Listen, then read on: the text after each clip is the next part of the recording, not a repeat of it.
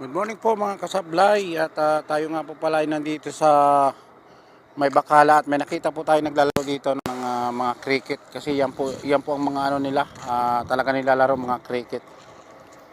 Yung mga ibang lahi po katulad mga Pakistani, mga Bangladesh, mga India po ay yan po talagang kanilang paboritong laro yung mga cricket. Parang katulad dun po sa atin, meron din po yata naglalaro sa atin yan mga cricket pero parang hindi na yata masyadong wala akong masyado rin nakikita naglalaro, hindi katulad sa mga ibang lahi. Yan po talaga ang kanilang nilalaro yung mga cricket. At yan din po nadaanan din po na natin ng napakaraming manhole. Culvert.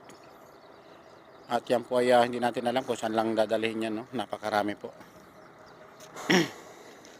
Pumunta po tayo ng tindahan at maghanap po tayo ng panglahok natin doon sa sa munggo natin igigisa. Lagyan na lang natin ng paa ng manok para sa ating pananghalian ngayong araw ng Friday.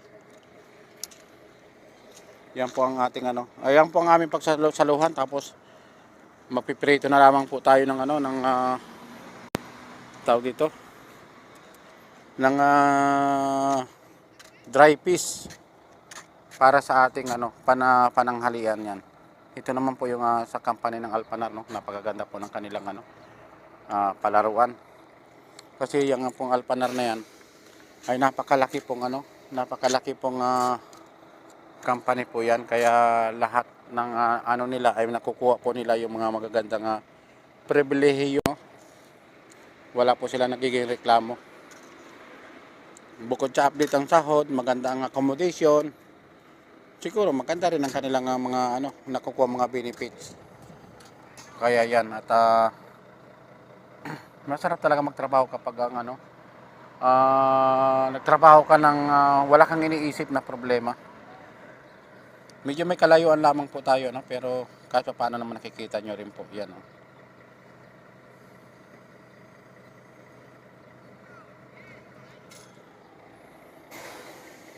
Inaantay ko lamang din po yung kasama ko at andun gumawa rin po siya ng isang content. Mukhang papunta na po yata dito. Nakita ko po yung kanyang parang papunta, bumalik siya doon. Siguro ayan nagandahan po siya, kaya inulit niya pa ulit yung kanyang paggawa ng content. Yan lamang po mga idol at maraming salamat po. Magandang